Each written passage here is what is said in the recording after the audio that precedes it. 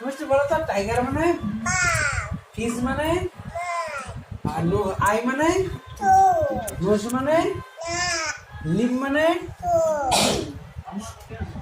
hand মানে leg মানে hair মানে নোজ মানে আর চিক মানে আর লিপ মানে আর টাং মানে আর ডগ মানে আর বেলি মানে আর ফিঙ্গার মানে আর টিথ টিথ মানে বলো এইটাই দাঁত দাঁত দাঁত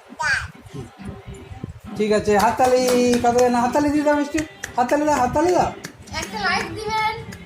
এই হাততালি হাততালি হাততালি এই হাতগুলো উঠাবো তারপর একটা লাইক এবার হাততালি দিয়ে দাও এবার হাততালি